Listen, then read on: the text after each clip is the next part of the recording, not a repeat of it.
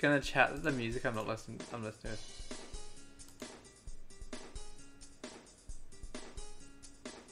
Seems fine.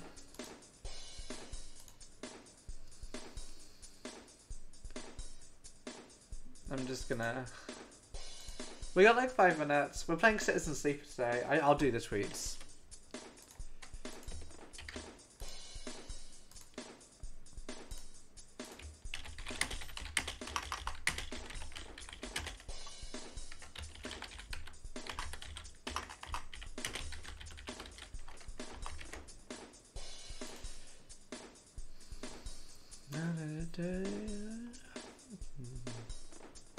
You're just going to hear me making noises because I'm listening to music that you cannot hear, whilst you hear the absolutely horrible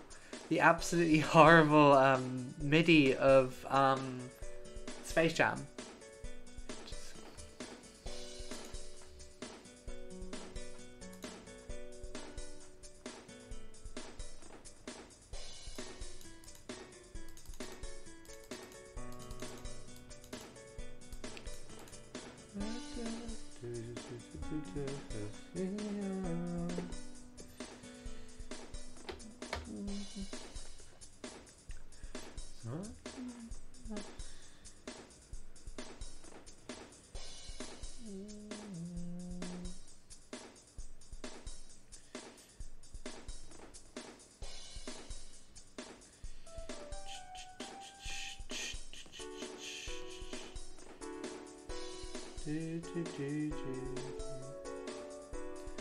I'm thinking I kind of want to play some Dark Souls. We may be resurrecting Dark Souls 1 next week.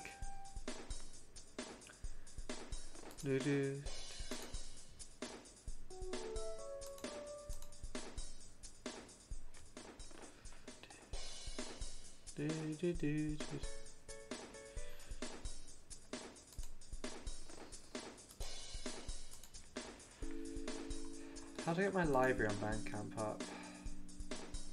New collection. There we are.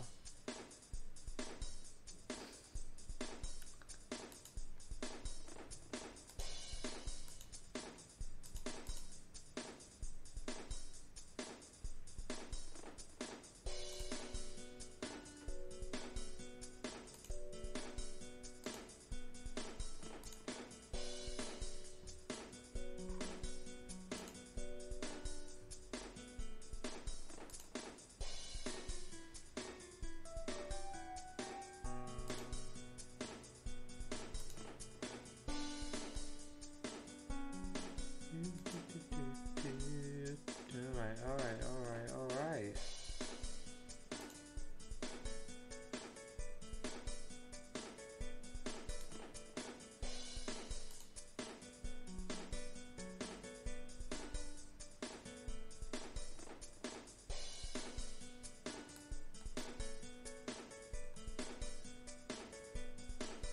How long have we got? I should probably check. 1 minute.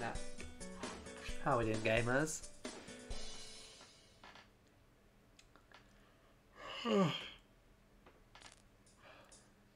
Hope everyone's having a good afternoon, morning. It's afternoon here, but if it's morning where you are, then that's a good morning, evening, middle of the day, whatever it is.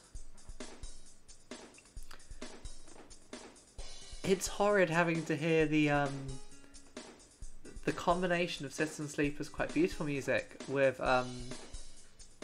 the hellish music that we've got playing right now. Okay. I've got another game running in the background as well just to harvest Steam trading cards off it so I can sell, because I've got a crazy big Steam library of games that I just haven't touched. So I've probably got I've got quite a decent chunk of money that I can just harvest by leaving games playing.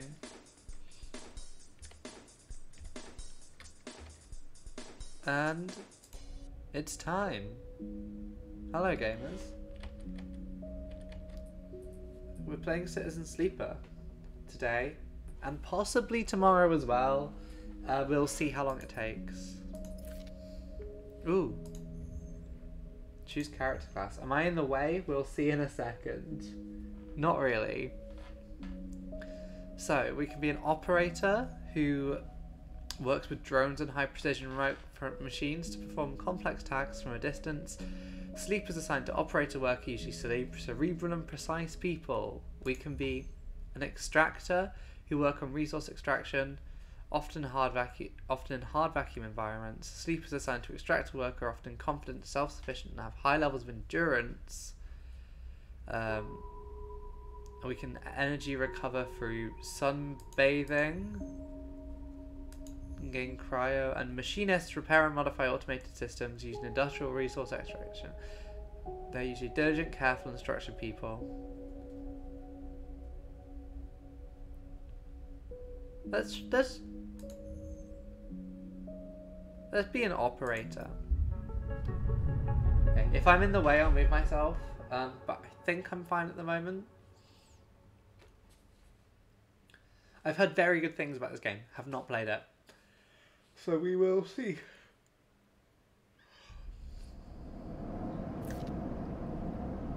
The first thing we become aware of in waking is a disconnect. The delay between thinking and feeling, between wanting to act and acting. Minor, almost imperceptible, but always present.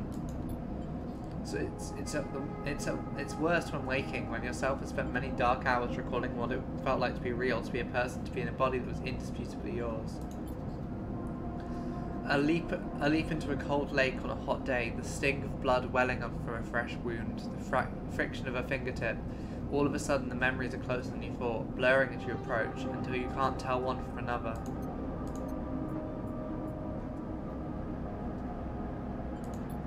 The cold slips in behind and around you, and the sensations fade out of reach. Perhaps you should be thankful for the dulled nature of your new body, given your current circumstances.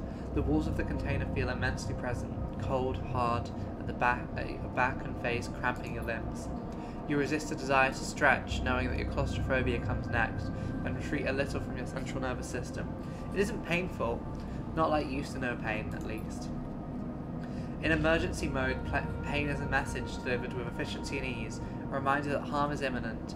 There's no insistent throb, no trembling nerves, just a warning delivered with the banal quality of a digital notification. Right now there are thousands of them. Remember the plan. You mostly remember that it wasn't a good plan, but your options were limited, and once you got the itch to get out, by any means possible, it was either that plan or something much worse. It was at least simple. Collapse the shaft, drift away in the chaos, slip into cargo processing, seal yourself in the containers, just hope that the freighter left before you were missed. Some were lost in the shaft, others never found the meeting point. Only a few made it to the containers, but the freighter, as far as you know, left. That feels like enough to know that you might no longer be on that grim and heartless rock. Even if, in the airless hold of a freighter, you might freeze solid long before you reach your destination. But you're restless. It has maybe been a long time since you left, surely weeks, maybe months. You're dully aware of the damage to your legs, your right arm. You've been reserving energy as much as possible, but your body is still needed to shut down many of its systems to protect you. You've spent much of that time asleep, knowing that anything else would be impossible to endure. You feel the weight of that impossibility begin to gather. It's time to sleep again, to nudge this false body into inducing delta waves into your emanated mind, and once again recoil into a dream of when you were once a person. Time passes, the cold creeps in further in. You feel something. Warmth. Not true warmth, but the indication of its presence. Your joints release from their rigour, sound too, everywhere, screeching and shivering so loud that your body ducks your hearing to protect its senses. Then light, white as the cold, softer and softer until in a haze of dirty yellow a figure appears. You're out.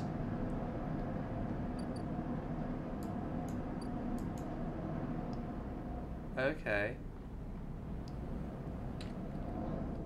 So this is where we are. We've only got one. It's been a few hours since Dragos pulled you from the container.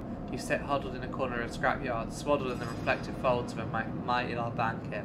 You're slowly coming back to consciousness, back to life, and you stare at the ornately curving element of an improvised heater.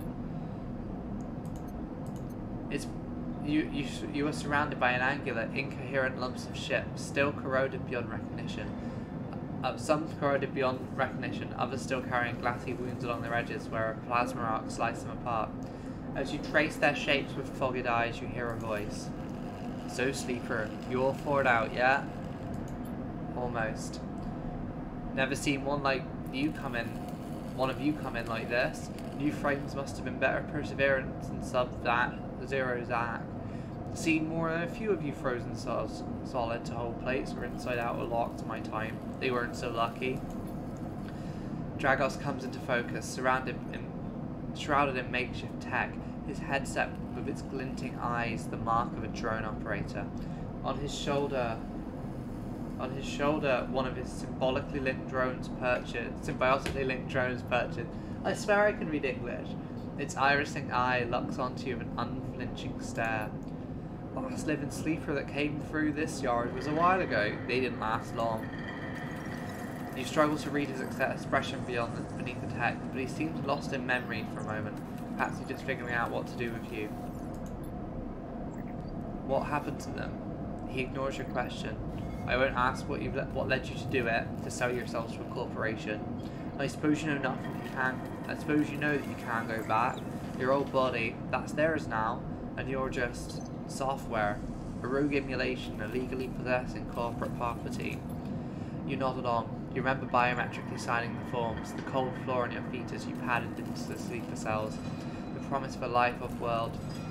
But as you do, you get the now familiar sensation that these aren't your memories. These are things you know, but not things you feel. You're no longer that person. You're an offshoot, a copy. What you won't know is what's ahead. At least the last one didn't. That's no easy way to put it. That body of yours is falling apart. It's the same for any sleeper who makes it out. S&R wants to protect their property. If they can't keep hold of you, well then no one can. You remember that too, or at least rumours of it from other sleepers. Planned obsolescence, a built-in dependence on regularly administered supplements that were part of your routine. Stop taking them and your body begins to shut down, separate from your emulated mind. How long has it been? How long do you have? But for now, sleeper, you're one of the lucky ones. Dragos glances at you and away towards the glassy dome of the yard. The eye is the best place you could be right now. The eye? The station. You'll see it soon enough. Dragos impatiently shifts his weight. Look, I've got things to be getting on with, he trails off. There's an old freight container I've been using as storage out in the stacks. We haven't been pulling in much valuable scrap these days, so you're welcome to it. Something wells up inside of you. Emotion, fatigue. You shakily get to your feet. Alright, you went on up there. You look like you need some rest. And with that, Dragos stalks back into the wrecks. His drone's already converging on a rusting hulk. Plasma flashes silhouetting his spindly figure as he returns to work. Welcome to Erlen's Eye. Life on the Eye runs in cycles, during which you can talk to characters, explore areas of the station, perform actions. At the end of each cycle, you need to head to your current home to rest. Resting will move time forward on the station. Head to the empty container to rest and end the cycle now. That's all we can... Oh, we got an do we have an upgrade point? No, we don't have an upgrade point. Never mind. Let's go to our container and end the cycle.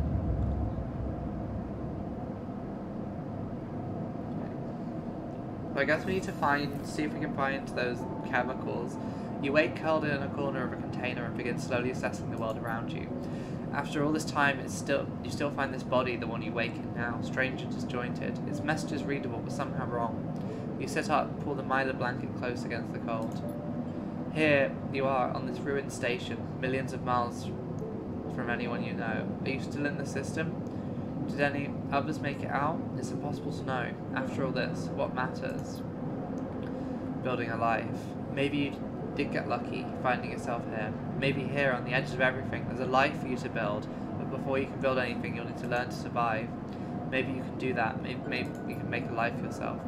Dragos has left a few comforts in the container. The Myla blanket, the bedroll you slept on, a canister of water, a makeshift electric stove, and some faded sachets of some desiccated powder.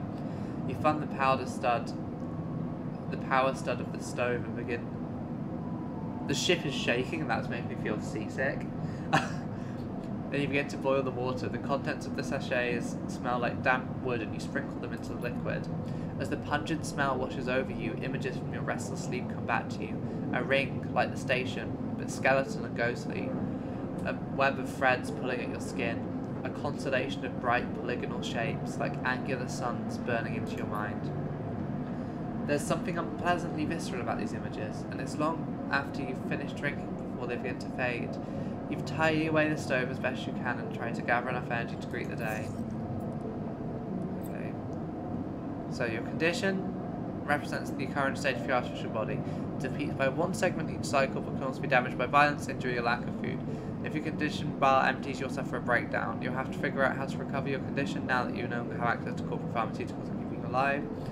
At the start of each cycle, you can roll your action dice. These dice can be formed actions on the station. It's weighted to your condition. The worse your condition, the fewer dice you have. Once you use your dice, you can't take any further action. You must rest, recovering, restart the cycle. And you need to eat. But you have to get food. Your energy bar depletes by 2 segments each cycle. If it's empty, it's starving, and condition goes down twice as fast. Let's head out for the day. Dragos is standing in the corridor when you close up the container. He's still wearing his headset, and in the harsh light of the corridor you realise it's implanted. A drone sits on his shoulder, its cache of sensor eyes rapidly irishing. How are you feeling? Okay. The drone chirps. Good to hear. Oh, good to hear. You notice that beneath the operator's ring, his skin is marked by burns and blotches. I know that container isn't much, but it'll keep you safe. He pauses. I'm not going to chit-chat too long. You're well enough to work? Look, I'll be honest with you, Sleeper. I didn't pull you out that container of the goodness of my art. He looks away. At the yard, it's simple stuff. We hack these old hulls down, sell them off to shipyards or bright market dealers for cryo. Occasionally we pull out some tech, something a bit more valuable, but most of what comes in is scrap. It's hard to find good hands here, but I figure as a sleeper you'll be used to manual labour, and obviously I'll slip you a few chits of commission based on what you turn up.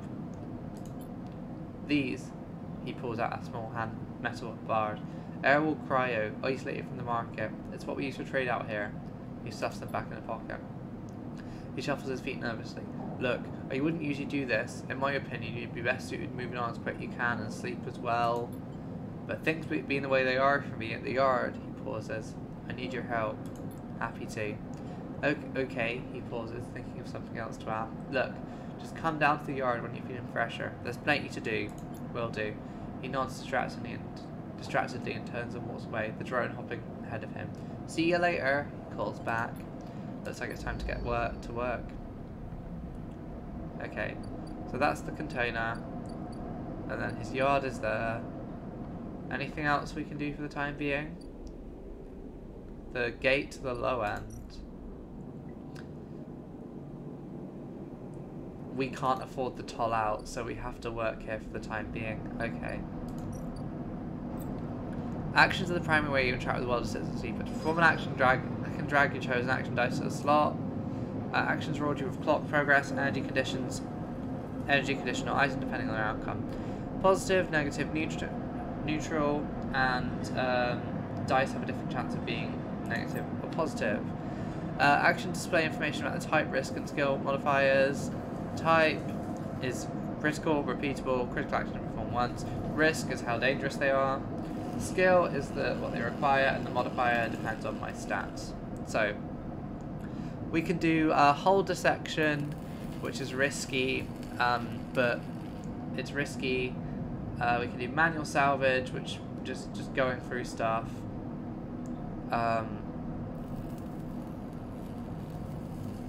And okay, so let's put one of our safe dice on hull dissection and start the action. Actions progress clocks. Clocks are displayed below, so such clocks such as one tracking Dragos' debt are cycle clocks. These clocks hit themselves once a cycle and compute about player action. Okay, so we need to... We got 15 cryo for that.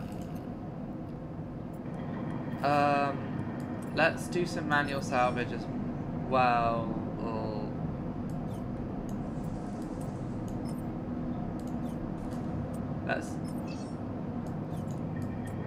Let's do some manual salvage and see what's... Find a doctor. In Citizen TP, unlock drives to discover more about yourself and the world. Drives guide you in pursuing specific objectives. Okay. We're now free to explore the eye. So, we can help play off Dragos' debts. And we need to find a doctor. So...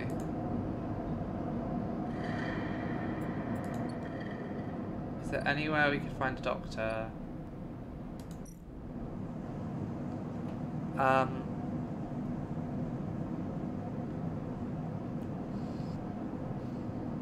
Let's haul materials for them. Positive outcome. You do well when the shift is up. A couple of hands invite you to share a ration pack. Some of their well were on advice. Do we want to... oh, it's 50% neutral, 50% negative. I don't really want to do that.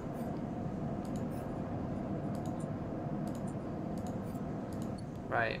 Is there anywhere else we can go for now? There's a dock. There's some docks. There's the market.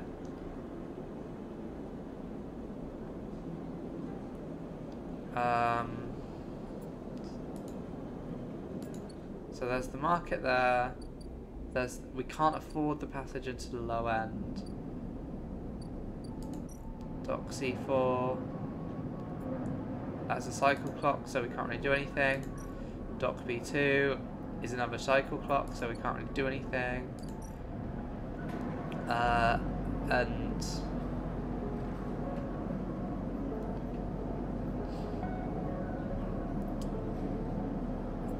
so if we were to do this, it's 50% neutral, 50% negative. I think we just go back and do some more work at the scrapyard. That's 50% neutral, 50% negative.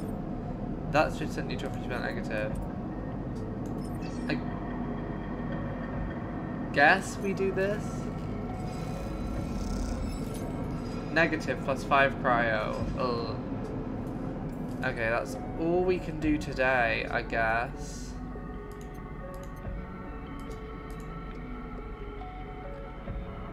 We don't have the... yeah, there's nothing else we can do this cycle, so I guess it's time to advance the clock.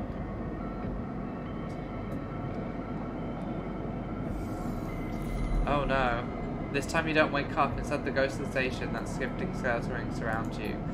For a moment you're gone, absent of your own body, stretched out across the colourless void. Then the connections begin to establish themselves, threads tugging at the edge of your mind. These threads become vectors of exchange and then extensions as you feel your thoughts slipping away down them, dissolving into the millions of disturbed nodes as they connect you. You see the station, no, you feel the station like a web shroom, like a web of texture in a smooth black liquid. Even though you have no eyes, no sight, you see/feel the map of the station. No, not the map of the station, but the map of the connections.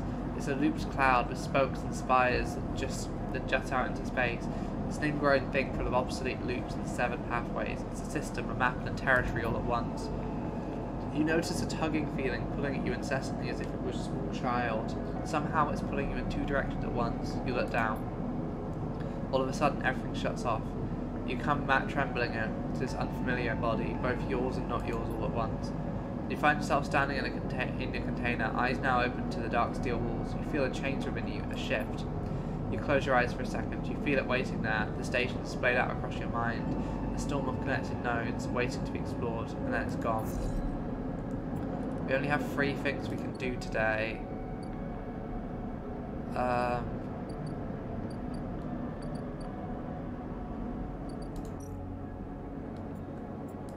nothing at either of them. Honestly, the market seems like the best. Let's explore the market. Neutral outcome plus local knowledge.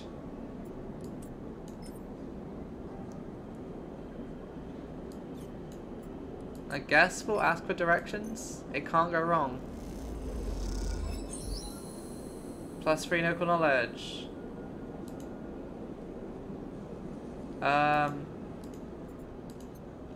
what does that do? What can I do now? New drive discovered. Sabine, Sun Doctor. Next comes a call from the enforcer at the door. You shuffle down the flickering hallway towards an open door. You keep your head down and your shoulders high in the queue, trying not to bring attention to yourself. You're thankful for the tip-off that a doctor was operating out of this place, but now you're here, you aren't so sure. The gang enforcer on the door, the flickering light strips, the decaying hand block, they have all made the long queue a test of your nerves, but options are few, and without a supply of stabilizer to this body, your body will. You shiver, you suppress a shiver and shuffle forwards to the front of the queue. You try to find something to distract yourself. You lean against the doorway, look into the apartment. The entryway is dark, punctuated by the green indicators of stacks of sealed containers. You lean in and see an amber light flickering through the far doorway, screened with plastic sheeting, beyond which the blurred shapes move. The slap of the enforcer's palm against the doorway jerks you awake. Wait your turn, he growls. After a few moments, a figure pushes through the doorway and you catch a distant voice. Send the next one in to Shido. The enforcer jerks his head and you slip inside, passing through the dark entryway and pushing through the plastic sheeting on the far door. The room beyond is bathed in warm light. A floor-to-ceiling transparent panel gives you full view of the bright market's steeled roof and the buzzing bright traffic above. For a moment you're transfixed by the motion. Come sit, calls a sharp voice, and you see a silhouetted figure turn away, replacing the plastic sheeting over the frame of a simple folding bed. You make your way across the room. The figure turns as they see you, an expression of confusion flashes across their features. They open their mouths to speak. They blink, then regain their composure. Please sit. They gesture on the bed, then turn to an open case of tools on the table. You sit. Sabine, a compact diagnostic scanner of some kind in their hand.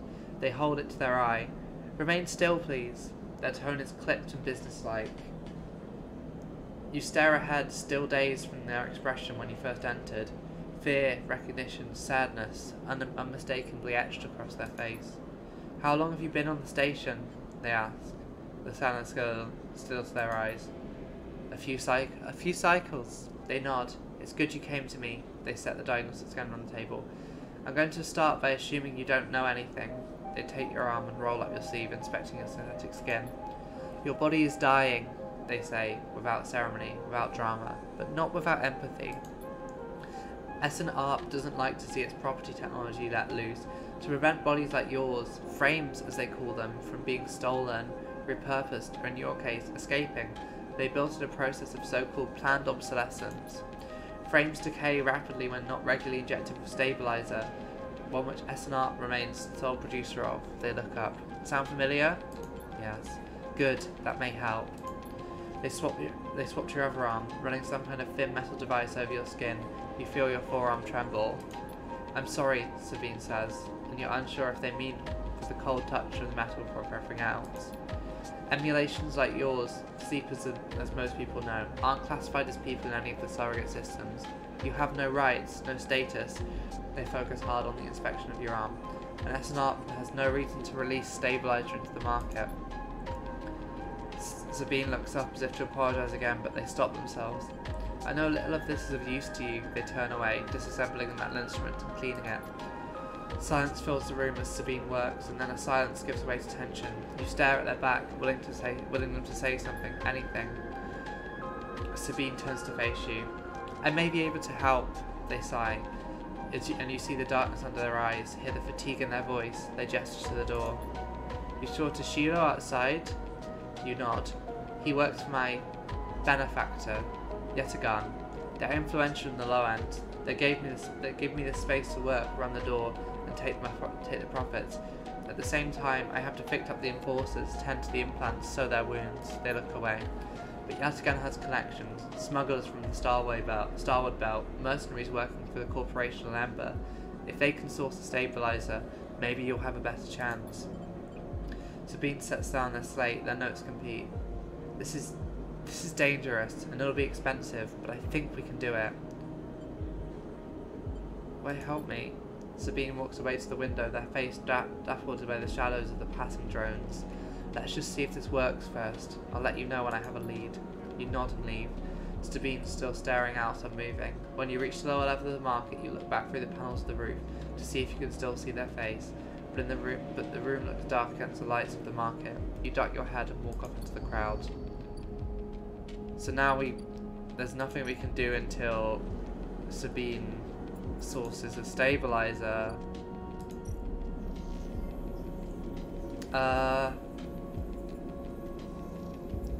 Is there anywhere?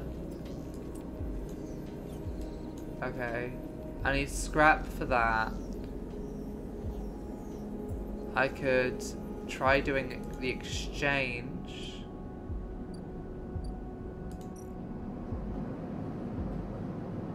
I haven't really started them, so I won't do anything there.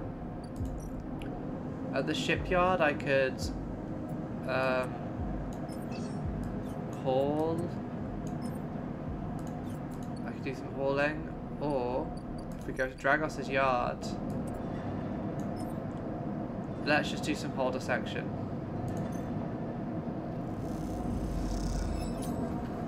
Oh, we're starving. But we did get 10 cryo. This isn't great. Oh, I have active scenes to proceed. What do I have that's active?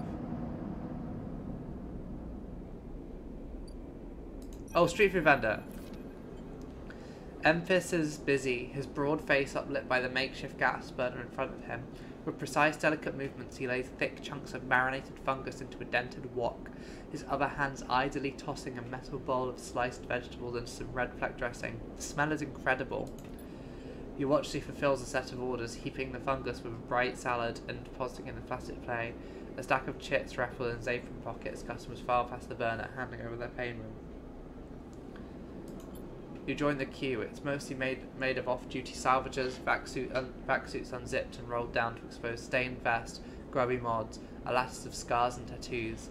They discuss the best food on the eye, the best drink, comparing notes on the bright market dives, their words cut through with heavy spacer slang. Eventually it's your turn. You shuffle to the front. Emphis speaks in a deep tone, even without looking up. First try is free. The smell is almost unbearably strong as he cooks. The earthiness of the fungus laced with something so spicy the smoke makes your eyes water. The heat from the burner is like a bonfire, and your skin hardens in its glare. I know you. I know you, you sleepers, Emphis says while he cooks, his voice deep but clear. A hard life, a lot of stories. He glances up from beneath his cap with piercing eyes. I know. You begin to tell him about your journey to the eye, and he nods as he cooks, his eyes never leaving his work. You tell him of the confusion, the pain, but also the sense of possibility at sudden arrival. You tell him of the cold and dark of the container and the endless cycles spent within it. Now it seems, you tell him, like some dream that you once had but can never forget. You tell him that the eye excites you and scares you. You're unsure where to walk, where to look, what to do. Eventually you tail off, running out of words. He places a plastic tray of seeming fungus in your hands. Next time we can talk some more. He smiles, but next time, you pay. He slams a heavy hand against the button on the burner's side and it shuts off. The roar of the flame and its oppressive heat fades. Next time then, sleeper. He waves you away and begins to oil the wok. Before you turn back to the alleyway, you notice the geometric pattern of circular scars across his forearms, each surrounded with a constellation of glinting pin marks. You walk away, and as you do, you take a bite of the rich, spicy, delicately sweet fungus. Your taste sensors light up like a fusion reactor. You'll be back. New drive discovered. Get to know Emphis, build a ship mind. Get to know Emphis. Survive. Repay Dragos. So there's nothing. I think that's everything for today.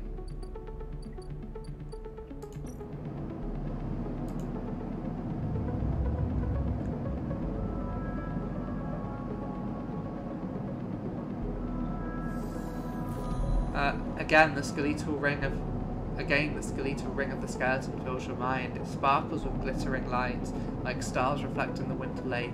It's clearer, crisper than before. The threads still pull, but you remain in place, flickering in the flow. Between the threads you see bright shapes, caches of shimmering light beneath transparent crystal forms. You follow the path of a thread across the ring, through these forms, then leap off into the void. You begin to understand. These are nodes and connections, a map of information, of communication. There are so many layers, so many loops, that it seems also almost impossible to pass, but you begin to try. The nodes are glassy, bright, but in all this flow, the only solid and fixed points, you approach one, a pyramid or a triangle. Dimensions are difficult here, and lean close to it. Inside, shifting layers conceal a tangle of threads, a meeting point of exchange, but before you can glimpse any further, the glass clouds and hardens, cutting you off. The threads are nodes, passages and puzzle boxes. One leads to another. There's so much here, so many answers, so many questions. All you need to do is follow the paths and open the boxes. You look out across this ghost landscape of exchange and see an opportunity. But then that insistent tugging again, pulling at you. You look down again and see two lines, two threads pulling in different directions as if they were tied around you. The second thread leads in, pulling deep into the station. Your gaze follows it, and this time you see something, a sphere shimmering above a strange angular body. A pulse shoots out from it, passing over you like a torch beam, testing you, tasting you. The first thread leads out, away from the station into the inky black. Someone out there is tracking you, hunting you, following the thread to you. They're in a ship, and the ship is approaching, ever closer with each cycle. You open your eyes. Time is short. So, they're coming for me. We only have 3 actions today. Something has changed inside you. You can now access the data cloud of the Eye, a network of decaying protocols and data caches. While there, you can use dice knives to extract systems and extract data, but they're old and strange. Ooh.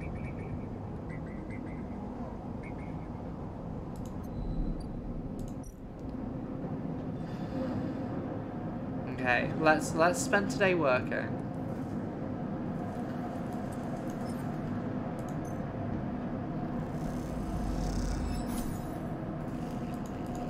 Nice, that went good. Positive cryo. We're just gonna do holder sections today, I think.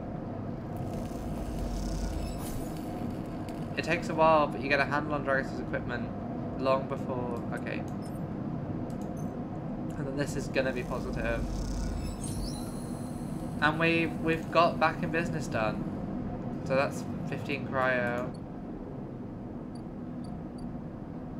Oh, Dragos has something to say. You arrive in a buzz of activity at the yard. Red blinking lights flash across the vast dark shape suspended below the dome. They flicker across scorched hull plates and bent structures, spilling from holes in twisted shape. The cutter is huge and has been torn apart in some violent encounter. She's a beauty, isn't she? Dragos stands aside, focusing on the hulking ship's yard. What is it? Dragos laughs. That, my friend, is A-grade scrap. I should thank you. This place was on its last legs when you turned up, and now look at this. The ship descends slowly, its interior visible through multiple hull breaches. You struggle to gather the same enthusiasm as Dragos for this monstrous craft. You can't help but think what became of its crew. What happened? What do you mean? He glanced at you. I managed to convince our salvager friends to give it to me on credit, that's what happened. No, what happened to the ship? Not my concern, he shrugs. The ship creaks like a caving iceberg as it reaches the base of the yard. Dragos is visibly excited. I know I said you shouldn't stick around, but I'm going to need some help with this one. The drones start to crawl over the hull, their lights illuminating flashes of the dented hull. Watching, you wonder if you arrived in a similar fashion, locked inside that container, the wreck of the S&R freighter lowered into the yard like a corpse ready to be butchered. Or was it the container delivered to Dragos and so a womb for your rebirth into this strange station? You shudder. Perhaps if you could learn something about the ship, you might be able to trace the path that led you to this yard. Dragos squeezes up to your shoulder. Squeezes to your shoulder. After these past cycles, I think we're up to it. What do you think? You see the faded name of the ship emblazoned on its side. Winterlight. Let's do it. He claps you on the back. Glad to hear it. Come back in a few and we can make a start. A real beauty, Dragos repeats, perhaps just to himself. You take one last look at the shattered ship as the drones start cutting, then slip out of the yard, feeling suddenly cold in the empty passage. One upgrade point and a new drive. Each drive complete unlocks an upgrade point spent upgrading your character.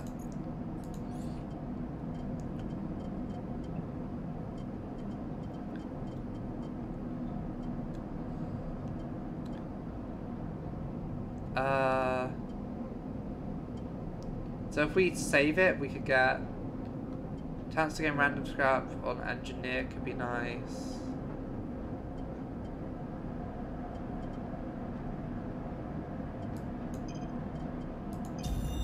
Yeah, let's do that. Oh wait, and you can upgrade your stats as well. Okay. Let's go get some food.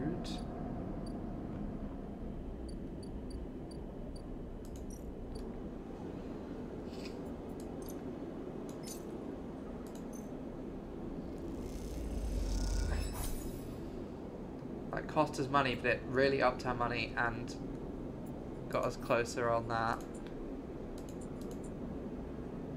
So we've gained access to the ore fabricator is something we need to do.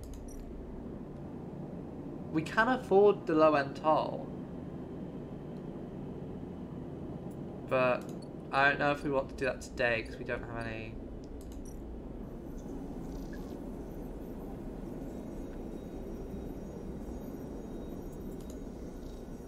Right, I think that's everything we've got that we can do today. Unless one of these... Okay.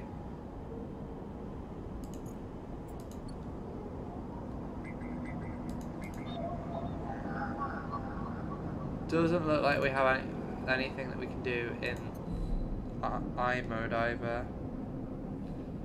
So, I think that's it for today. Gone too far. Where's our container? I don't love that we're now being hunted.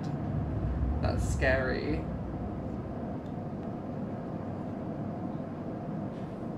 I need to sit up. I'm cut off again. Okay, so nothing happened in the night.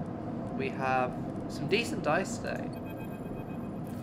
As you close up, a voice echoes down the corridor towards you. Sleeper, wake up! Feng is coming down the corridor towards you, a wonky grin on his broad face. Hey, glad I caught you. Do I know you? He grins. You do now. And he puts a hand on your arm. I've seen you hanging around. Just want to chat. You staying in that thing? He nods back to the container, shaking his head. Rough. It can be hard to get a start on the eye. He looks away down the passage. What was it old Erlen said? The eye opens to us all. Nice idea, but well, not always very practical. He glances back at you. We do our best, but it isn't easy. You pass together into the main walkway. Havenage, we're all one dysfunctional family. Feng puts an arms around you. I'm not part of the security branch though. Don't worry, I'm with Assistance. Havenage? Think of us as the administrative association for the Eye. Depending on who you talk to, we're even emerged as a response to or a continuation of Andre Erlen's original union. He smiles. Personally, I avoid that topic. He stops you in the quiet passage. Look, that's not what I'm here to discuss. I've been seeing some unusual network activity and, well, I know a little about you sleepers. I have a small proposition for you. He glances around, but this is not the place for it.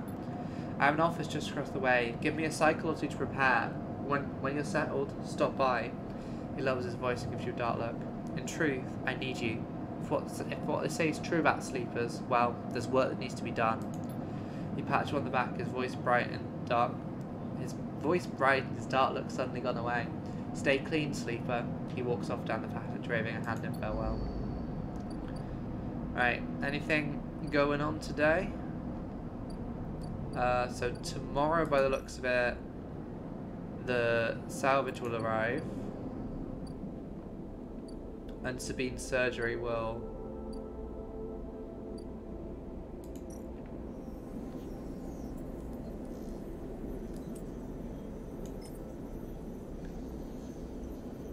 Okay, let's try playing the exchange and seeing what this does.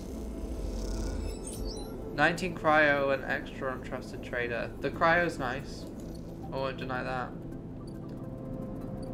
Let's go into I mode quickly. Need a 2, we don't have a 2. A 1, we can use our terrible die for that. A low connection fee. Its last access time was 1,000 cycles ago.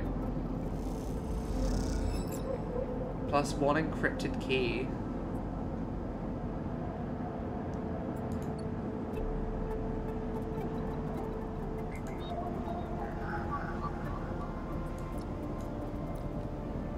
Okay, we need a 2 for that.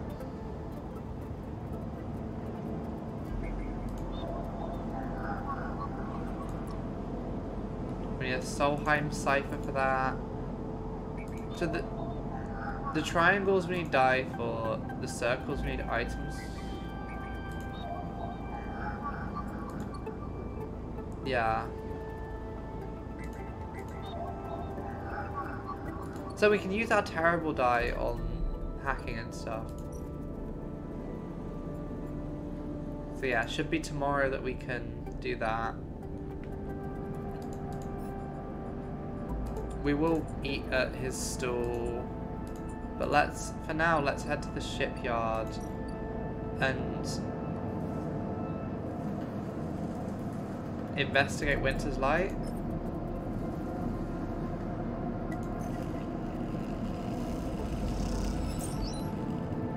Oh, we got scrap.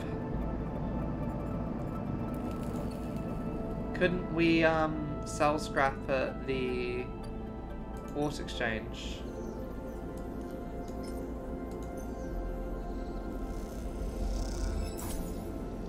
$12 cryo and 1 untrusted trader. Let's get some food.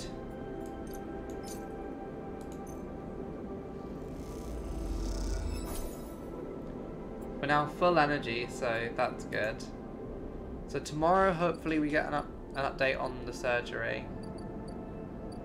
And also Dock B2 that'll arrive in. And I guess that's it for now. Let's end the cycle.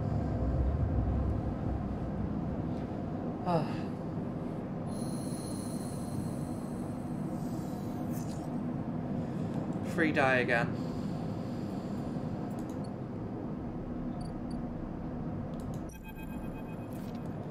Sleeper. Sleeper. Then catches your attention as you approach the Havenage building, leaning against the bay door to the side of the entrance. You approach. Easier to come in this way. Security, all that. He gives you a look, you know. He slams a button and the bay creeps open. Blinking lights in the dark behind you. You follow. Feng is inside. You follow Feng inside. Truth be told, I don't spend much time upstairs. This is where I work. This is where I work. The door hisses as it closes behind you. The bay is filled with pieces of hardware, all rigged up to generators and diagnostic slates and things you don't recognise that glow with blue screen light. There's a chorus of hums that blend into a single wave of static, filling the dark corners of the room. Ben leans on the server stack and gestures around. You like it? What is all this? He taps a nearby server stack which bleeps into response. This is my treasure trove, all dredged up from the sea of systems we call the Eye. You wouldn't believe what this place runs on. He steps over to a towering block speckled with vents. Some of these systems are from the original system, A1, the one Sondheim built. We've had to invent new components, repair things we never built, reverse engineer entire subsystems into existence. Residents here look up at the Eye and think they're seeing a concrete reality, but this place is a system in constant flux, decaying and growing, collapsing into new configurations. He walks down between the hardware stacks and you follow. We're keeping this place alive, but also remaking it into something new, dragging it away from those corporate origins. He stops. At least that's what I'm trying to do. He turns back to face you around the flickering machines humming around you. I know you can see this too, Sleeper. All these systems and sections, can't you? I can see it. That makes sense, right? You're between here and there, between the people and their systems. You light this place up like a beacon. That's what I need. You glance at the lights around you, and as you do, they seem to flicker, to realign, to follow your gaze. Fang notices it too. I'm guessing being a beacon isn't always ideal when you're on the run, though. They're tracking me. He pats you on the shoulder. Maybe I can help you with that. There's lots of old growth in this place, subsystems I can't see, access protocols, lost to time and decay, secrets. Secrets. With your help, I can unlock up this place, break off those last ghost limbs of corporate control. He lowers his voice below a hum. Even in Havenage, there is old growth, those whose roots trace back into those Bados days. You can help me dredge up the past, and I'll see what I can do about that tracker of yours. He winks. What do you say, Sleeper? I'm in. Fang pumps his fist and claps you on the shoulder. He meets your eye. You won't regret it, Sleeper. Oh, we can buy stabilizer. Fang passes you a ragged-looking metal tab. A gift. He smiles. It's a Solheim cipher I dug up from the depths of the station. Slot that into an old network gate and you'll be able to pull up all signs of secrets from the nodes inside. He walks you back to the front of the bay. Start by bringing me whatever you can turn up. Use the emulated mind of yours and see what's out there. Let's get a picture of how things are. Those above, he nods, in the ceiling, have granted me acquisitions budget. I can pay you for whatever useful data you bring in. I know you need it. He slams the door button again. Keep it quiet and keep it clean, Sleeper. And I'll see you again soon. You step, blinking, back out into the passage. There's flickering lights still in the back of your mind. I'll be honest, I'm struggling slightly given that I'm fasting and I can't drink water. This is an awful lot of reading to do with no drink at all.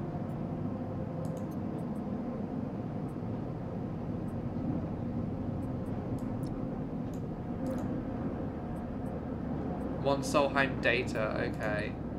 So let's go scoping briefly.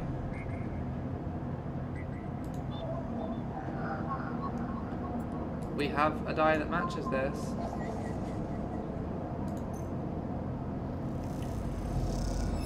So we've got one Havenage data, a cache of raw data from the Havenage hardware. As you drift back from the node, something latches onto you, a thread strung tight around you. It tethers you in place. A taste. The voice makes you shiver. Its source somehow both distant and close behind your ear.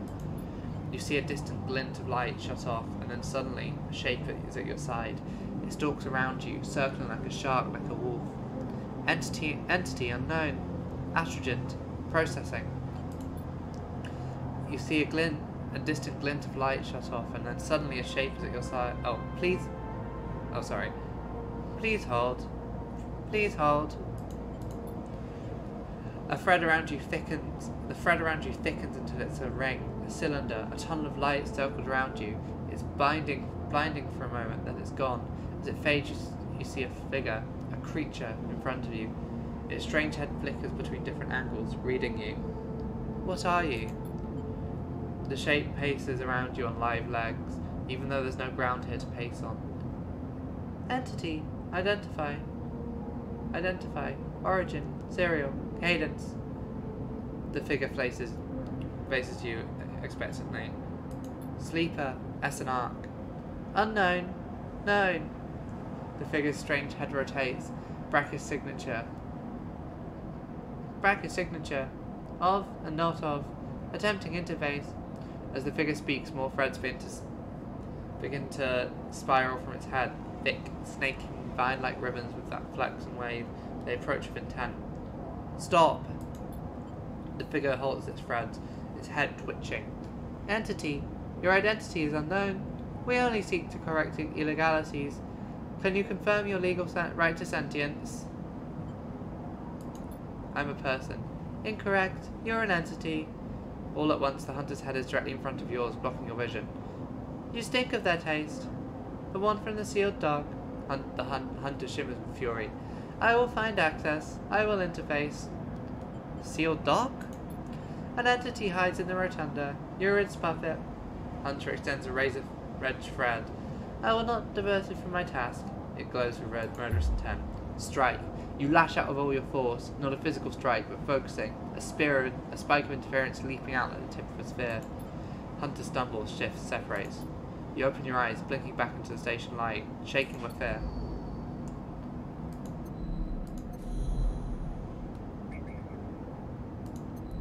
Okay, let's go buy the scrap Theta has scrap I can buy.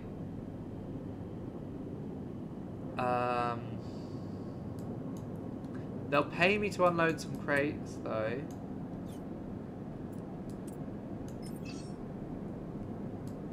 We'll think about it. Let's go buy the stabilizer first. The first thing you see on entering is a glint of Toshiro's implants, like cat's eyes in the darkness of a corridor. He nods you in as you arrive at Sabine's door. The entryway is still dark and you push through the sheeting into the surgery. I have it! Sabine stands with a case open in front of them.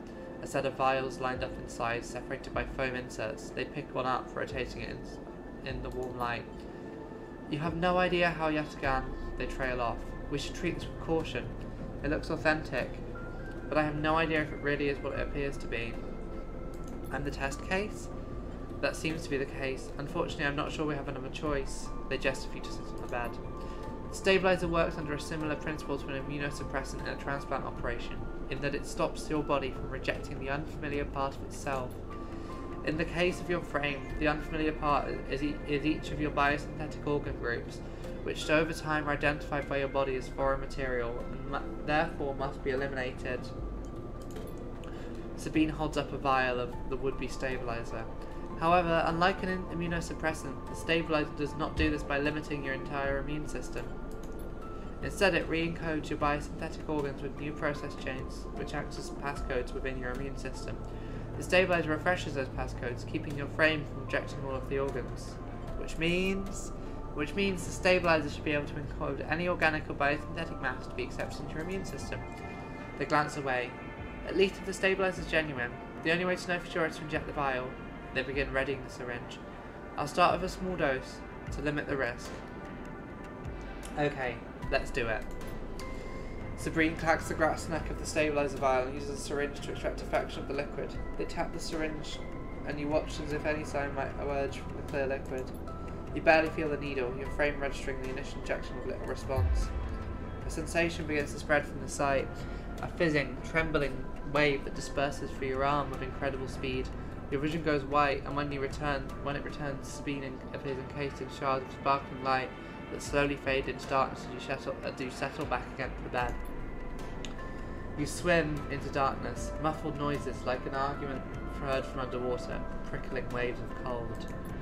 When you sit back up, Sabine is sitting in a chair by the window, facing away from you, backlit by the glow of their slate. Awake? What happened? The stabilizer is genuine. They sit down beside the bed. I don't know how Yatsugan acquired a case for this stuff, but they did. Sabine looks troubled, distracted. You should rest some more, but you're going to have to do that somewhere else. They gesture to the door. I have other patients. Sorry. Sabine nods towards the case. I'm afraid I can't offer you any more doses. You're going to need to pay for the next dose. Silence fills the room as they return to their glowing state. Looking around the room, it seems different somehow, as if things have moved or shifted. You wonder how long you've been out. Sabine, nothing comes free, sleeper. Remember that. You manage to get to your feet and wander out into the hallway. The queue stretches down the flickering corridor. Toshiro stands impatiently by the door and fixes you with a glare as you leave. You lower your eyes as you stumble past, somehow faintly aware of the station spinning beneath you. And we're stable!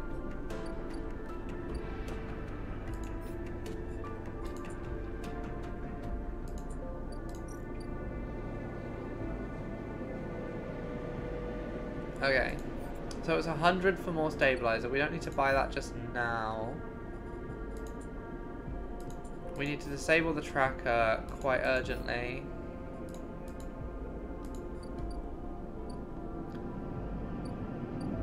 Well, we've got time.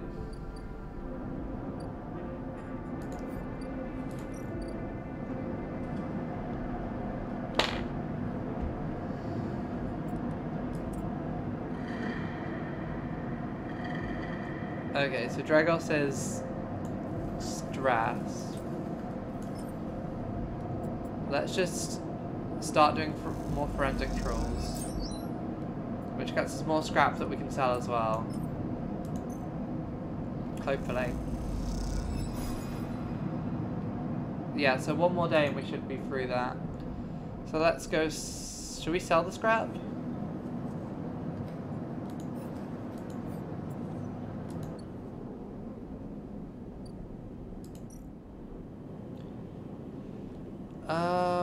Let's buy some scrap as well.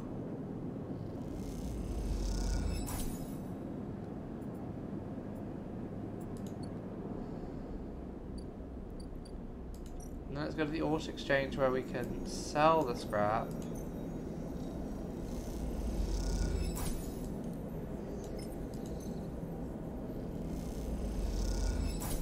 It's like a nice chunk of money and it gets us closer to Trusted Trader.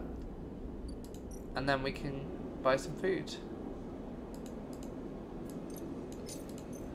Okay, so I'll be honest. My voice is feeling pretty rough. I don't know if I'm going to be able to... I don't have the money to buy a stabilizer, so we're going to have to wait for tomorrow.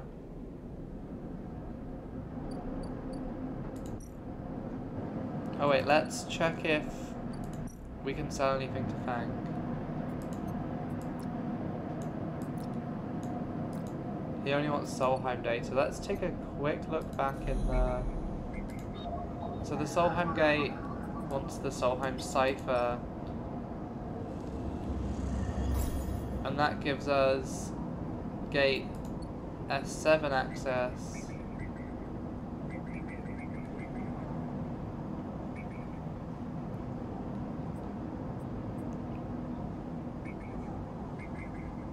It's probably just all of them.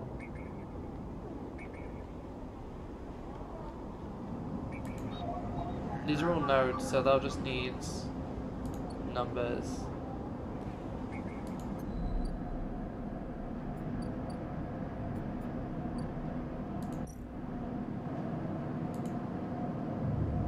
Okay, we're doing better now, but yeah, as I said, we might have to switch to something else earlier than I wanted, just because all this reading is kind of hurting my voice.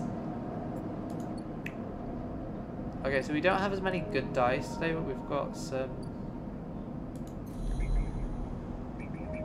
Let's have a look at this node. This node needs a 2, which is our worst, so we'll just use that for today.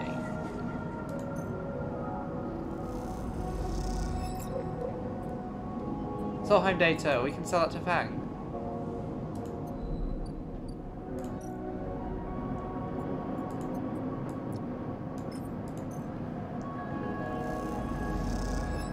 So that gives me 15 cryo, and also Dragos is starting to lose his nerve, so that's forensic troll on the winter. I want to get this done because I don't know how long we're going to be able to trust Dragos for.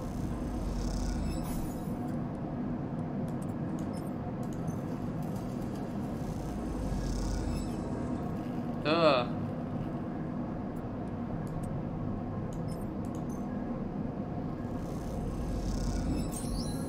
Nice. So we got 1 scrap for that, and we've done with Winter's Light. Squeeze into the office at the entrance to the yard. You lay out everything you have on the Winter's Light across the metal desk.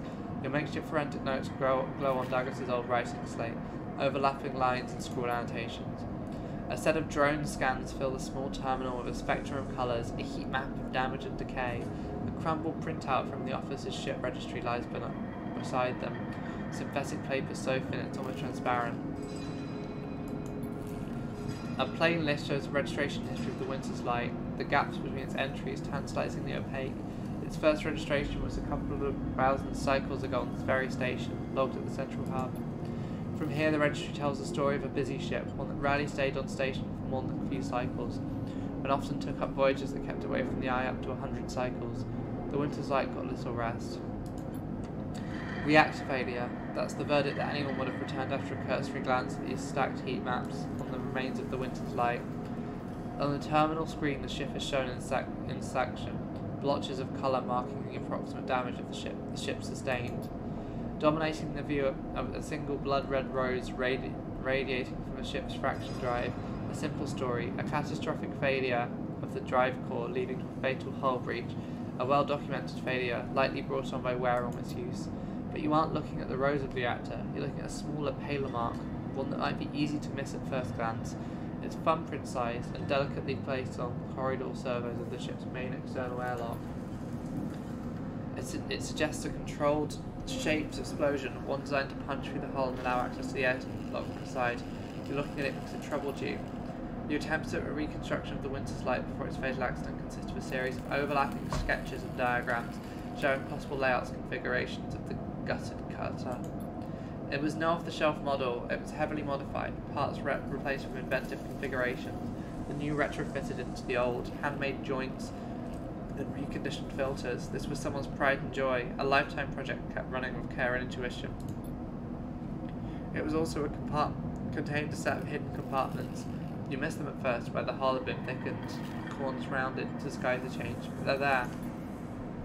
An old ship, many cycles under its belt, carefully maintained, a reactor failure preceded by a carefully concealed external entry, a suite of hidden compartments tucked away. This was Winter Light, and this was its story. But that's not the full story. There's something else. It's little more than a list, a tiny chunk of data that you're able to pull from the ship's systems. The main systems were fried, of course, but the Winter Light had a separate system, one tucked away in one of the hidden compartments, armoured, air-walled.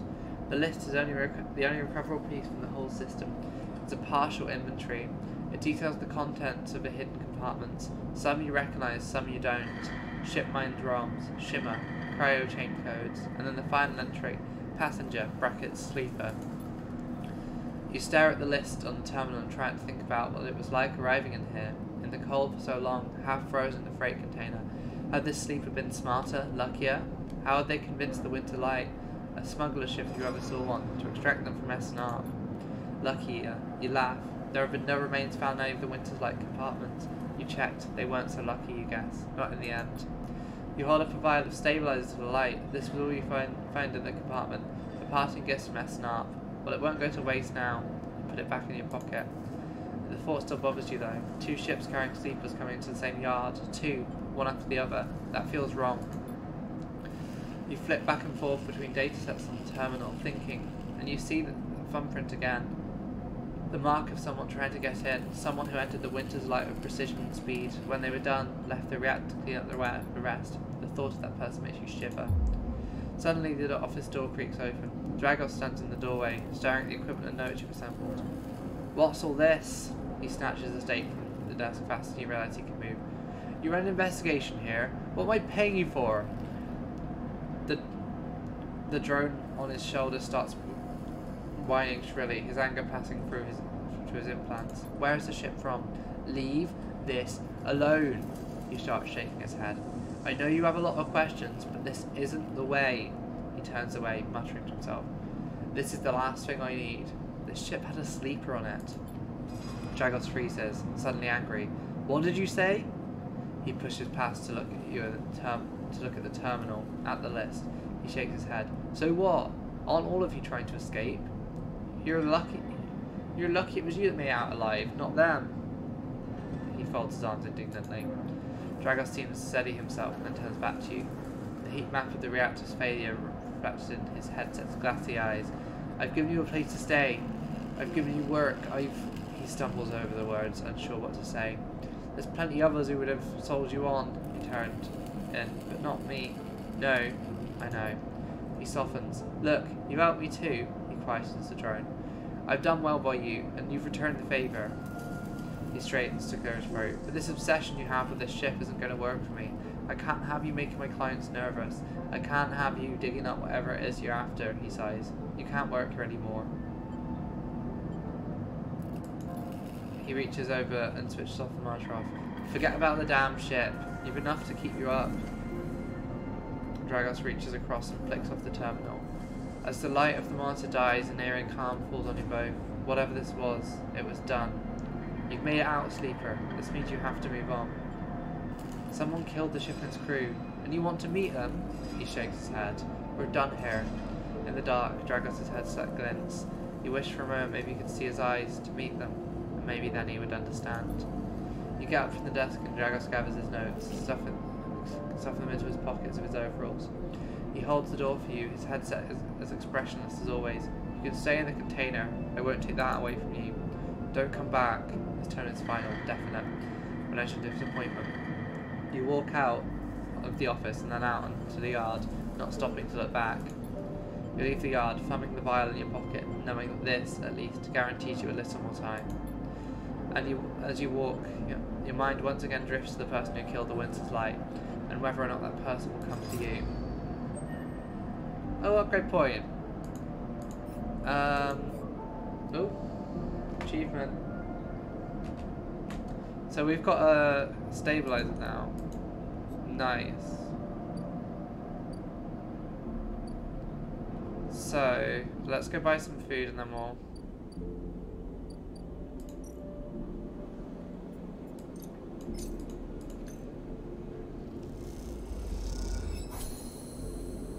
So we finished Fungus Pan. And go speak to Emphis. Sleeper! Oh, how was he? Sleeper. Emphis calls to you, a booming voice that echoes through the corridor.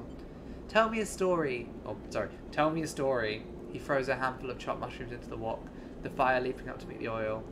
I see you. Cycle in, cycle out, but we never speak. Tell me a story. What kind?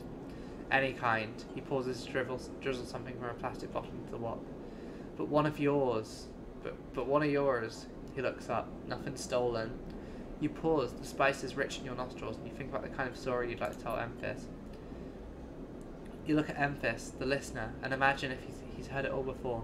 Perhaps he would enjoy a strange story, something with spice. All the sleepers, you tell Emphis, had dreams. Some were simple, memories left over from the emulation process that become tangled in their minds and would come out when they slept. It wasn't rare to hear a sleeper in the dorms scream or cry out in the night. But your dreams, those grey skeletal afterimages of systems and structures, of threads and patterns, weren't like the others. They weren't memories or nightmares. They were reflections of reality. Distorted, yes, but somehow true. You learned back then to keep quiet about them, to let them flow through your mind like water. That was until now, until you arrived at this place. Now your dreams colonize your waking life. They slip beneath your eyelids with every blink. And now you understand they aren't dreams at all, but some process of interfacing, of speaking, of living in another world that flows through this one like smoke through air. You tell him that you do not know if there's a reason for your dreams. Perhaps, you reason, this is just some side effect or particular quality of the frame you inhabit. But whatever it is, it's a gift, and you hope to make use of it. Emphis finishes cooking and squints a little at you. Sleeper, he smiles. You're quite the storyteller. He emphasizes you. He eyes you and realizes that he's been trying to gauge how honest you've been in your story. Emphis passes you the meal he's cooked, and you take it gratefully. As you eat, he talks in natural exchange. Thank you, Sleeper. He looks around at the empty market. But my time is done for today, and I do not want to keep you longer, so I'll make a proposal. He gestures to the plastic boxes of ingredients stacked behind his stool. These are good enough for most, but someone told me a story that made me think a couple of cycles ago. They said that across the gap in the Greenway, fresh mushrooms grow. Have you heard this? Then you already know what I want to ask. Emphis begins packing up some of his things. Can you bring me some? I cannot cross the gap, and I worry about leaving my things behind. He smiles, but I'm sure a storyteller like you could handle the trip. I'll prepare them for you, and if you wish to tell it, be the audience of another story. Agreed. Good, booms Emphis. Then I'll wait for you to bring them. Amethyst slides his walk away and straightens up. I'll prepare a recipe then, sleeper. Good luck with your forager. You turn away and walk back towards the main market, a rich taste of Amethyst food still lingering in your mouth. Stories for food, you think. The trade seems more than fair.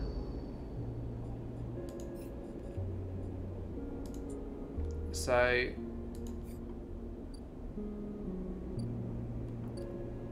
we have to go away for that. Do we want to upgrade our endure stat?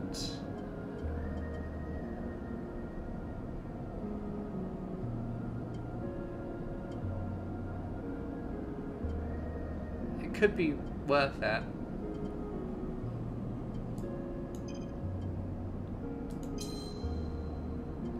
There we go, so now we can get the sunbathe.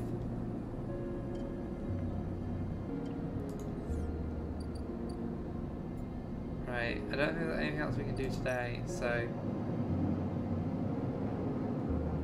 Oh, we can inject stabilizer as well. I'm gonna end the cycle, and then, because all this reading is really hurting my voice, we're gonna switch over and play something else instead.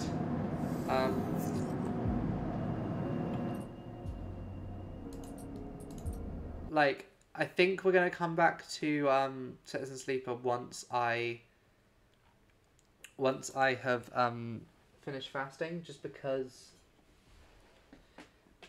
it's very hard to do this much reading when you haven't drunk any water.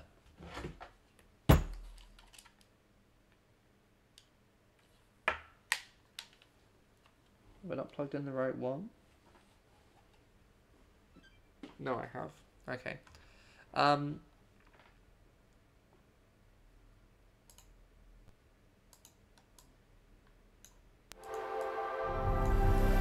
Put myself up here for a minute.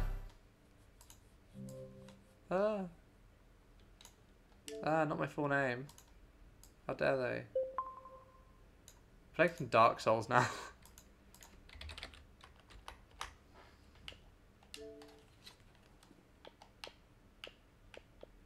Wait, did I uninstall Dark Souls from here? Did I get mad and uninstall Dark Souls? Oh. You can play Dark Souls too.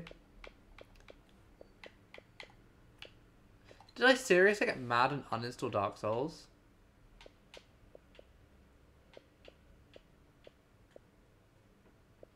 Looks like I did. It should be fairly quick to reinstall, at least.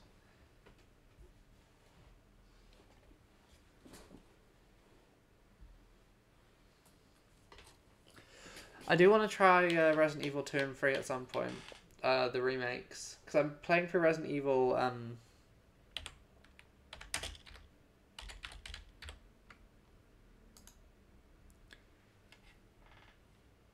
did that... Actually, no it didn't. Not at all.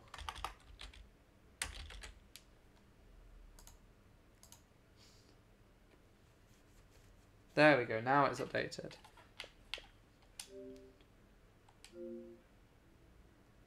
Okay, it'll be a minute. I remember I think we'd got to Orson Smurl last time. Okay, it's almost there. No, just because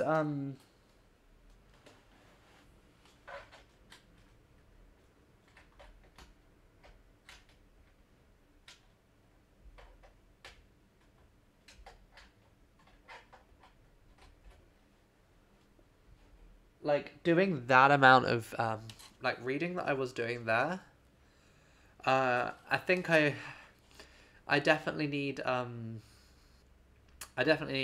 be able to drink water when I'm doing that.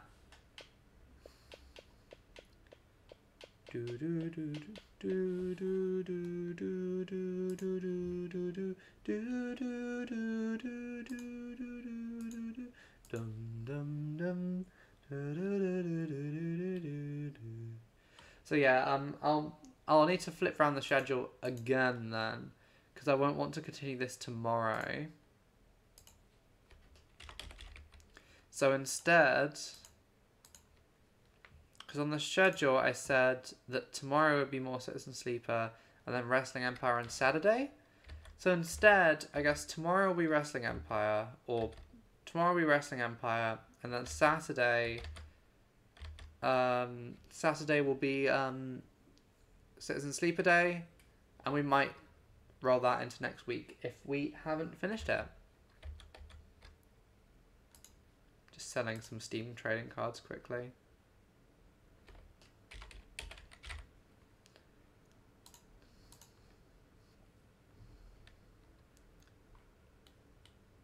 Like, I've made £2.75 just by selling trading cards, so...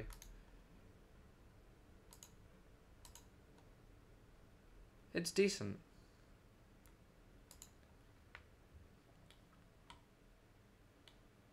I'm just going through the list of badges and games that drop. Games that drop cards, I'm just leaving them running.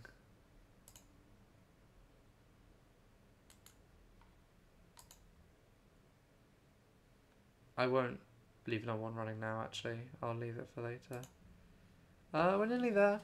63% of the way installed. Oh boy, GoldenEye 007 was not a game I had a great time with. Oh, I guess Life is Strange I can uninstall.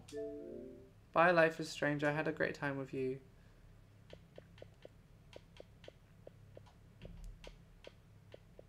I have Outer Wilds installed on literally everything I own except my Switch.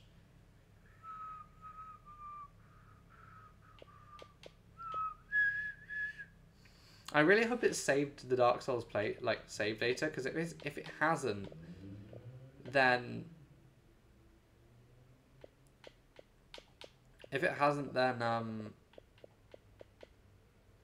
we're gonna have to just start again.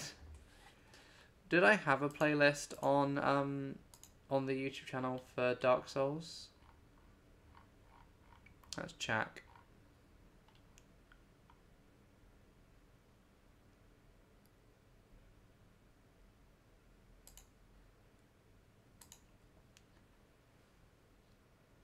I don't have one. I'll have to go through and make that at some point then. Got just under 1 GB left to install. I've got 4 hours and just over 4 hours and 10 minutes to go until I can eat food and drink water. Oh, that's so long. We'll see how long the stream goes for. Maybe.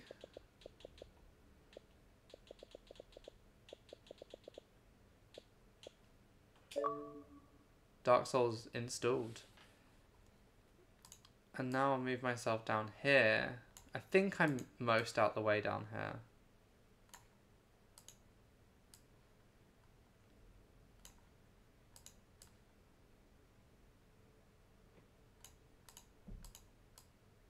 No.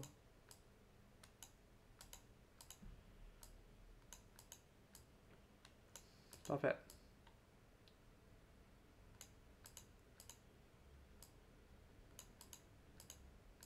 Click on the text, damn it.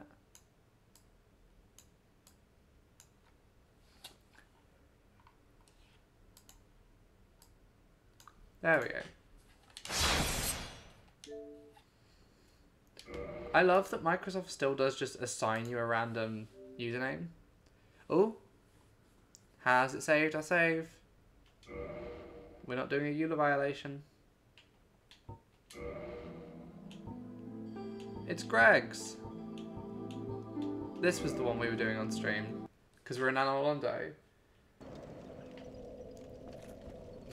Oh yeah, this is the... Hello, Solaire. We're in Havel's armor. Oh, I am covering up. Yeah, I should be in the top left.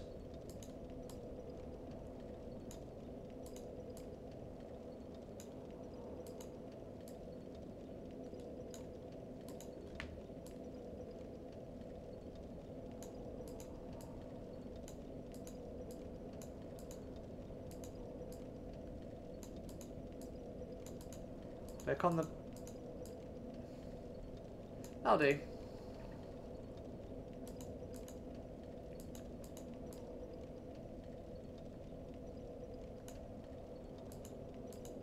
That works. Okay.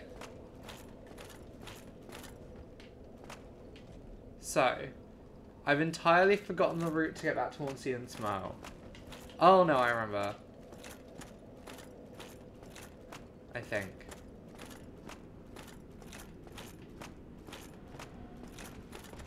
Oh.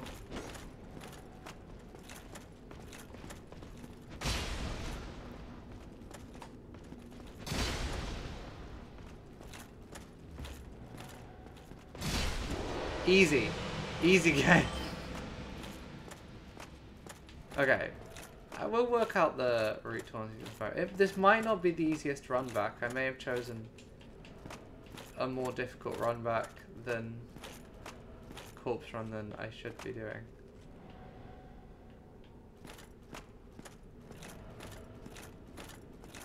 Yeah, I don't think we need to go up here. It's been too long since I've played this game. I can't fall either because I'm in Havel's armor, so if I fall, we will take an awful lot of damage. Okay, I think we go into one of these.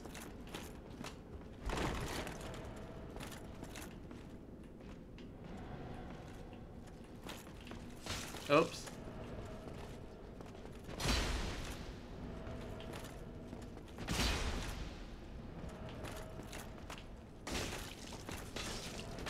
And we just have such high poise that it does not impact us at all. Okay, this is a level of getting hit that we should not be doing. Oh no. I wonder if our light attack is actually worth doing.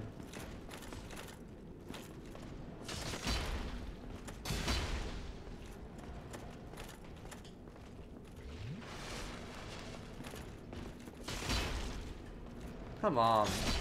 Okay. We're getting back into the swing of it. Well, we will die a bunch, I imagine. First, what level are we?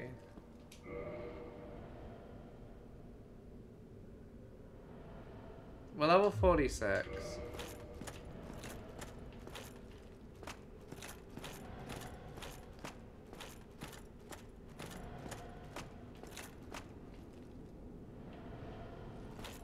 Okay. I think this is the way to the door that leads to Orson and Smoke, but I could be wrong.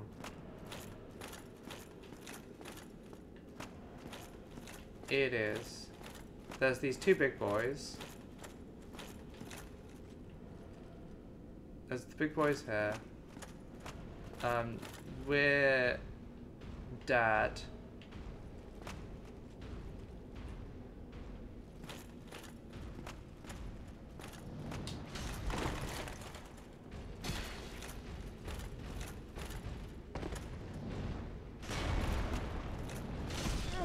Oh no.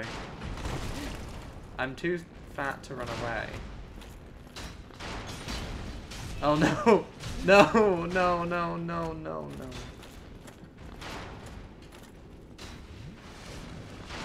Move, move, move, move. Let's see if we can make it to the boss door to get immediately killed by Orson as well. Commonly considered two of the hardest bosses, or one of the hardest bosses in the game. We just need to use the pillars. This is what we've been taught by watching.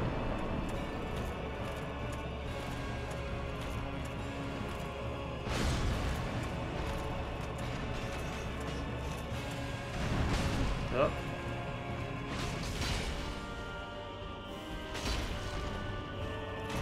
Oh, no, we don't want to get cornered like this.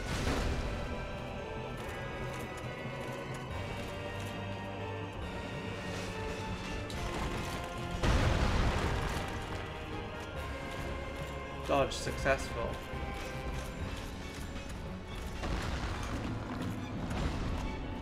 Oh, we haven't got... We need to use the pillars to our advantage. Don't panic. This is the main thing with Dark Souls, is panicking is... Ugh! The single worst thing you can do in Dark Souls game is panic. If you panic, you've already lost. I don't like being this fat and slow. But if I know if we take the armor off, we die so quickly.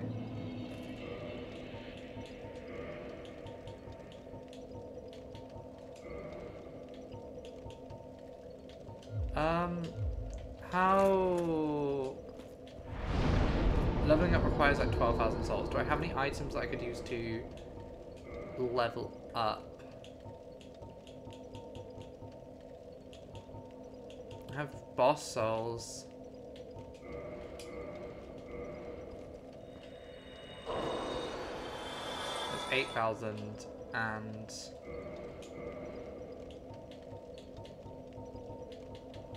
I don't really want to use the boss souls if I can avoid it.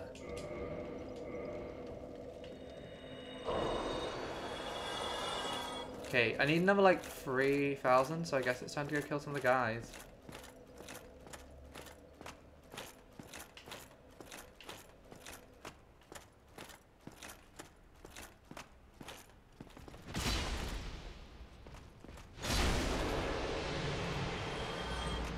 Oh, so they are just destroyed by a perfect 2-hit combo. That's good to know.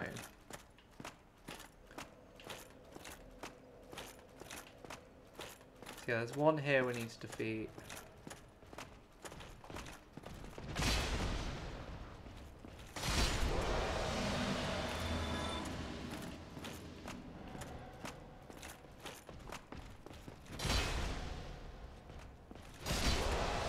This is... I forgot how good this feels to just destroy these, like, chunky guys.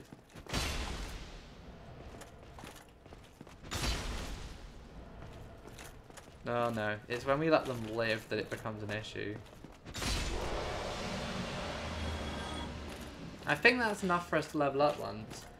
I'm wondering what we level up.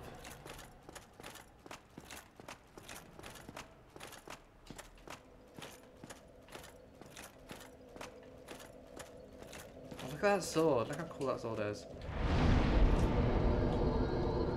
We can up our vitality.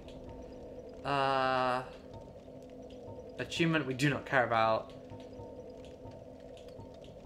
Endurance would up our equip load a bit. Like, not fat rolling would be quite nice, but... Okay, so... Yeah, we're on 63 out of 68. We would have to up our endurance loads if we wanted to.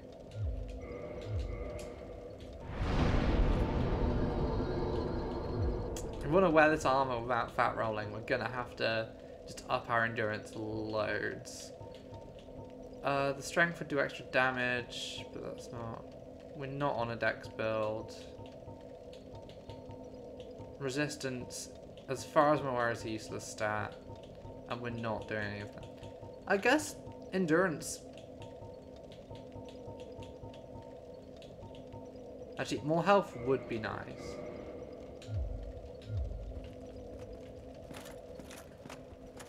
Right. Let's go. Let's go and try and... I would like to kill this Orson as much as possible.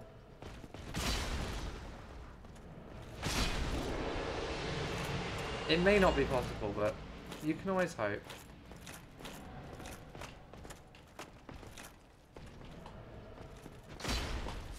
Damn it.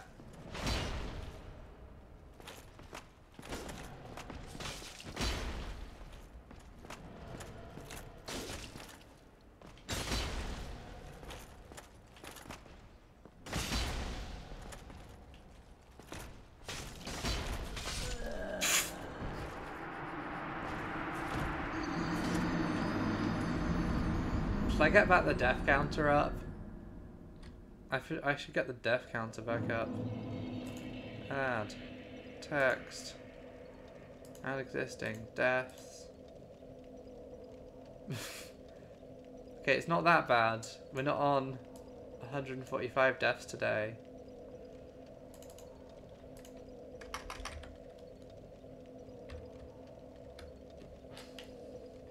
We're on 2 deaths today, which still sucks, but sucks marginally less than... I think that was from when we were playing inside, right?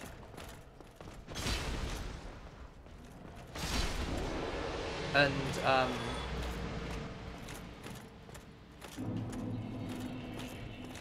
we end up dying.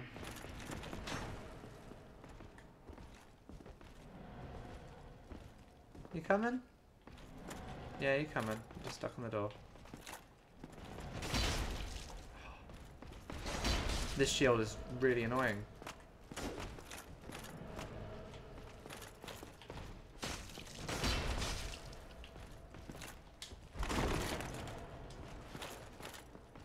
Oh, and I've just gone back to one-handing this sword by accident.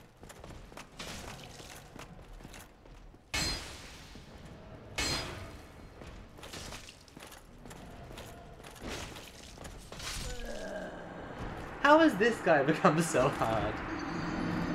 Okay, if this annoys me too much, we'll be going back to playing Tour de France 2020, Tour de France, and doing some speedruns of that.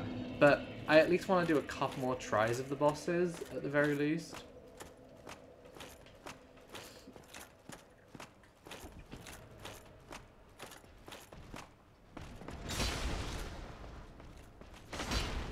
Oh no.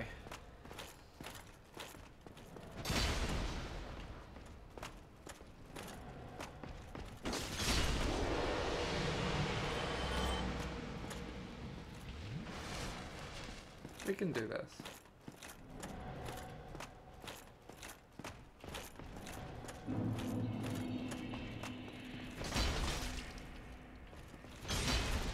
Okay, we got in a hit. That's better than last time. There we go. Now, ignoring that this has caused us to use 2 Estus. Damn you. Damn you. Damn you.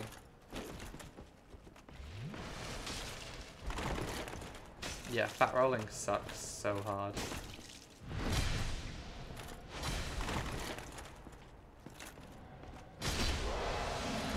So if we need to, we can just circle strafe them.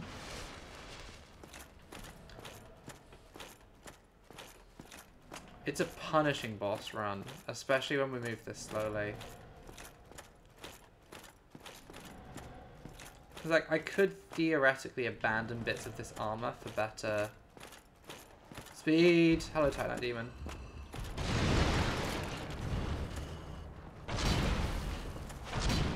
Forgot there was a Titanite Demon in here.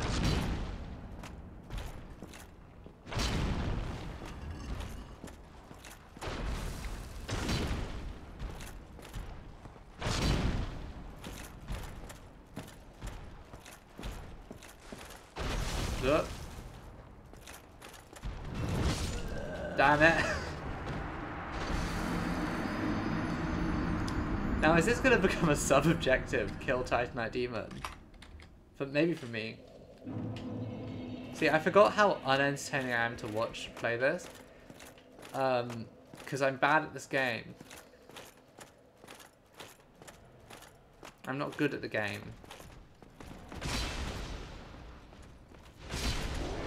People rarely watch others play... No, actually, people either watch other people play video games because they're good at them or because they're bad at them. Come on.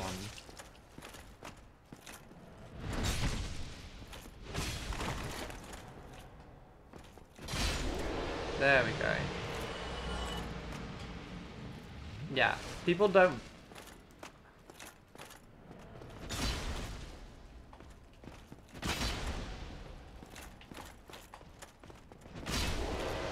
Easy. Easy. Easy game.